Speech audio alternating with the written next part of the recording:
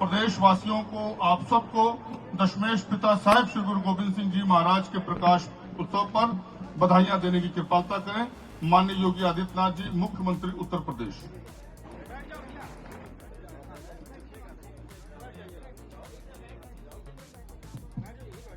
बोले सो निहाल, बोले सो निहाल। लखनऊ गुरुद्वारा प्रबंध समिति के अध्यक्ष सरदार राजेंद्र सिंह बग्गा जी, प्रवक्ता सतपाल सिंह मेद जी, महामंत्री सरदार हरमिंदर सिंह टीटू जी, भारतीय जनता पार्टी के लखनऊ महानगर के अध्यक्ष श्यानंद द्विवेदी जी, अल्पसंख्यक आयोग के हमारे वरिष्ठ सदस्य सरदार परविंदर सिंह जी, गुरुद्वारा प्रबंध समिति के हमारे सभी पदाधिकारीगण और उपस्थित बहनों और भाइयों, आज पूरा देश दशमेश गुरु महाराज की प्रकाशोत्सव के साथ जुड़ करके उनकी स्मृतियों को नमन करते हुए एक नई प्रेरणा प्राप्त कर रहा है। इस अवसर पर आप सबको और पूरे प्रदेशवासियों को मैं प्रकाश पर्व की हृदय से बधाई देता हूं, अपनी शुभकामनाएं देता हूं। हम सब जानते हैं गुरु गोविंद सिंह जी महाराज एक शहीद पिता के पुत्र हैं, तो शहीद पुत्रों के पिता भी हैं। गुरु तेग बहादुर जी महाराज ने शहादत की जो एक श्रृंखला धर्म की स्थापना के लिए, सत्य और न्याय की स्थापना के लिए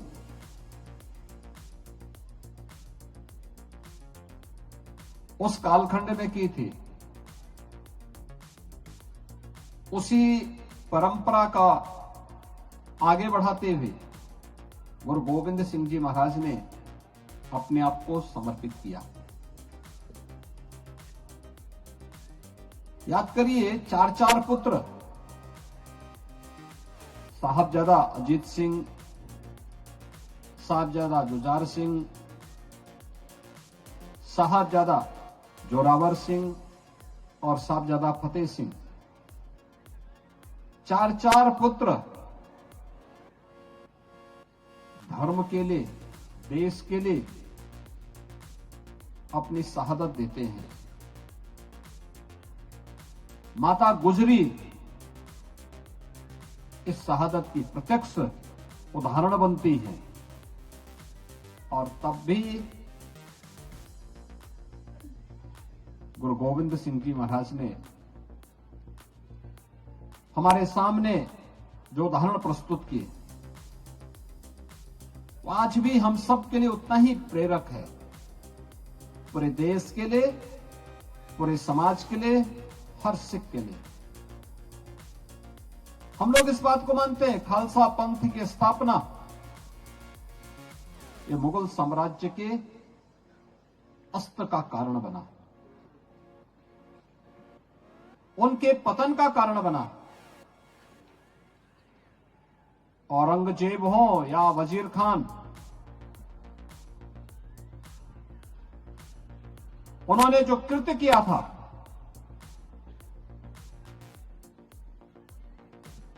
उस कृत्य की सजा परमात्मा ने उन्हें दी। लेकिन इतिहास में यह देखने को बहुत कम मिलता है कि कई कई पीढ़ियां देश और धर्म के लिए अपने आप को बलिदान कर दे। और आज जब हम यहां पे गुरु महाराज की इस पावन प्रकाश उत्सव कार्यक्रम के साथ जुड़ रहे हैं, तो प्रेरणा हम सबको एक नई शक्ति प्रदान करता है।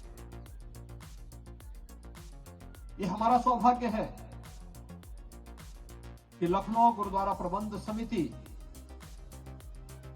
के द्वारा जो मांग 2019-20 में राज्य सरकार के सामने रखी गई थी और सन 2018-19 में गुरु नानक देव जी महाराज के 550वें प्रकाश पर्व के अवसर पर जो महान कीर्तन कार्यक्रम दरबार मुख्यमंत्री आवास पे आयोजित हुआ था,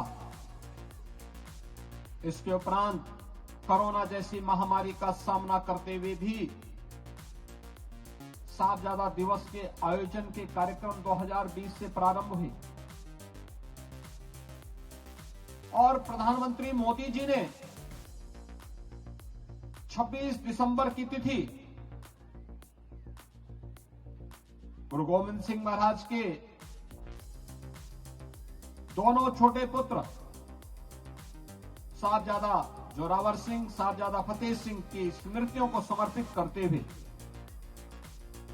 वीर बाल दिवस, साहबजादा दिवस के रूप में इस दिवस को राष्ट्रीय स्तर पर आयोजित करने का निर्णय लिया। और आज हम सब इस पर्व के साथ जब जुड़ते हैं तो भारत के कोटि कोटि नौजवानों के लिए वह एक नई प्रेरणा होती है। 7 साल और 9 साल की उम्र क्या होती है? क्या उम्र होती है जब साहबजादा अजीत सिंह और जुझार सिंह युद्ध के मैदान में वीरगति को प्राप्त होते हैं।